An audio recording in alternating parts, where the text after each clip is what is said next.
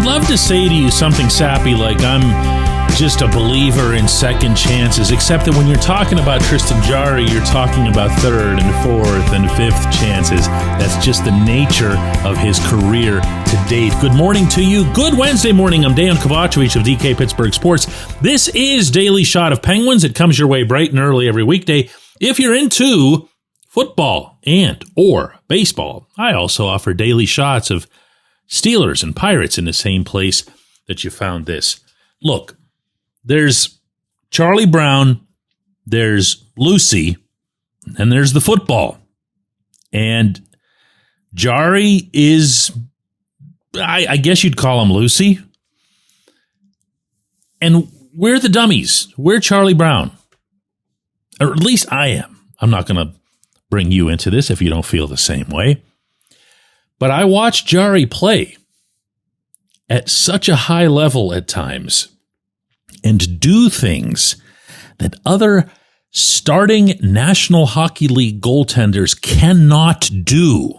I'm not even just talking about the numbers or when he gets on a roll, whatever his save percentage might be and things like that. I'm talking about things that he can do physically that others cannot do. Like, having a super hard shot, or if you want to go to other sports, like being a quarterback who can thread the needle with a bullet of a pass, or a pitcher who can throw 100 miles an hour the way Paul Skeens was last night in Atlanta. He can do these things. And when it comes to the lower part of the net, where, by the way, most goals tend to be scored, I think he's elite. ... when he's on.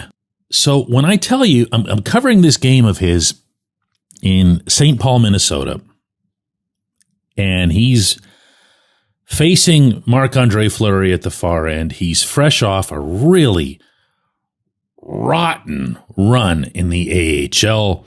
He was brought up really reluctantly by management. He was just carried around on the trip, and then finally things were going so badly overall that Mike Sullivan said, I'm just going to start Jars. I really don't have a choice here. He puts Jarry out there, and he was unbelievable. He was unbelievable in that game. The quality of the shots that the Wild put on him in relation to the saves that he made was one of the better goaltending performances that I'd seen from anyone in the 2024-25 season. And I saw this happening in the first period and knew it was him and knew he was going to be there to the end because I've seen it before with him. Charlie Brown, looking at the football. That's me. So this continues, and it extends really through to the end of the regular season. Now, there were a couple of barking dogs in there for sure for Jarry, but he ended up with a .906 save percentage that was miles above where he was before either of his not one but two banishments to Wilkes-Barre, and it looked very different. Now, I can tell you all that, and you're going to roll your eyes through the whole thing, and I get it. And I'm going to tell you something else right now, and you can continue to do that. That's fine. That's fine. I'm sharing. Hopefully you'll at least hear me out. He was different off the ice. He was actually, I'm not sure I recognized him at times. He was open. He was approachable. There was no subject matter that was off limits. He was accessible, whether he won or lost, whether he dominated or got dunked on. And he had this general ease about him. Now, I don't like to get into the personal lives of the athletes that I cover unless it's super pertinent. And I mean very obviously and directly pertinent to their performance.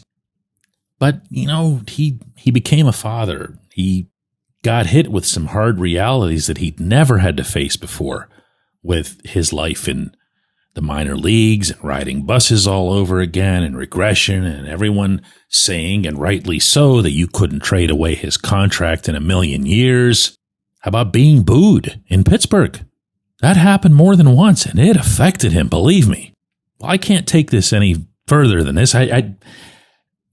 He's not the kind that's ever going to go that far and lay everything out for you. What exactly happened? What was he thinking? What did he go through? Why did he insist that he still wants to do it in Pittsburgh? Why was he so appreciative, so grateful of the cheers and the chants that he got? That's chants with a CHANTS. When he was back on the ice in Pittsburgh and the crowd was behind him again. I don't know. I don't have that answer. I do have something, though, that I think I can piece together that might help, that goes a little bit beyond the way off the ice stuff. If you've been with me for a while, you'll know I've brought this up previously.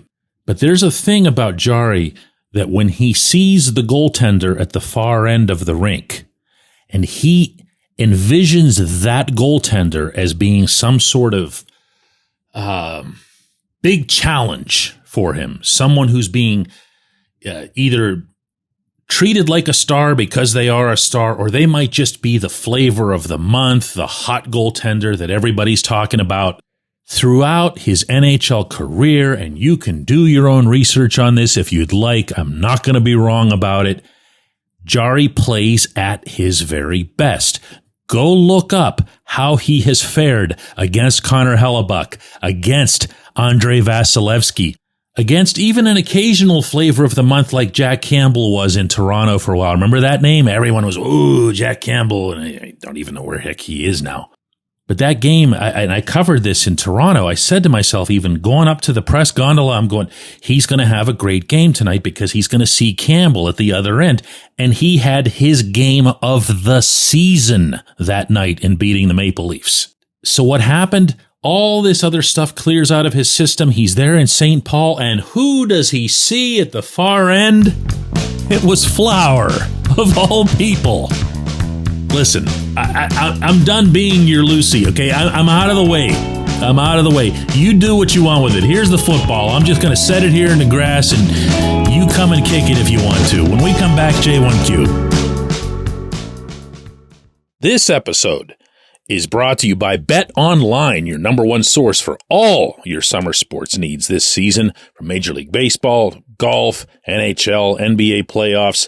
Get the latest odds and lines, including all team matchups, player props, odds on just about everything that's out there. Head to the website today or use your mobile device to get in on the action. Bet Online, where the game starts.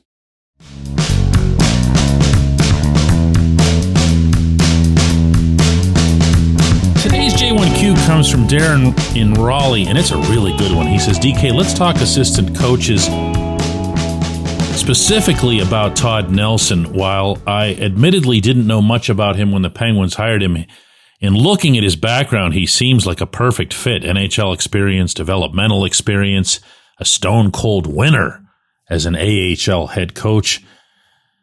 Well, he's here, but he's here as an assistant coach, and I have questions about this. Like, no offense to Dan Muse, but if you look at his resume and Nelson's side by side, which one looks like the NHL head coach and which one looks like the assistant? Why would Nelson leave Hershey, with all the success that the Bears have had, to come here in an assistant role when he could be a head coach someplace else? Is Nelson here in case Muse can't do the job?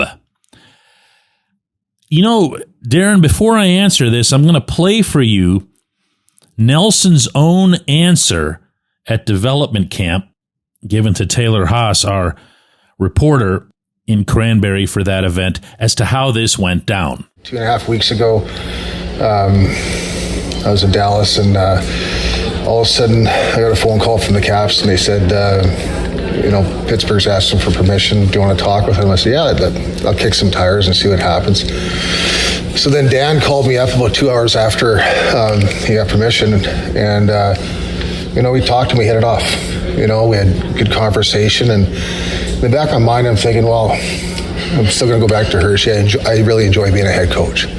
And we talked, and then he called me the day after that. We talked again and had another really good conversation. Then 2 days later, they said, well, do you want to come in here and meet everybody in the organization? And that's what I did. And as the day grew on, just talking with Dan and Kyle, it just felt more intriguing to me. And then then they made me an offer, and I talked to my wife about it, and I'm going, well, like I spent quite a few years in the American League, had my degree of success there, and I was up for the challenge, something new. Obviously, I liked what I heard about what we're trying to do here. And to work with some of the talent here, it's going to be fantastic. So I'm looking forward to the opportunity, and very excited to get going. Now, the part that I want you to pay special attention to in that, it's a terrific answer. He's a really, really gregarious guy, and you can hear from the way he speaks, the way he carries himself, that he's been a head coach. And that's that you could hear Nelson describing both Muse and Kyle Dubas as really coming after him. Well, you're not doing that if you're looking for some sort of potential successor to Muse before he even gets going. They're looking for, listen, I know everybody's tired of me bringing up the Washington thing. All right. I get that. Don't send me any more about that.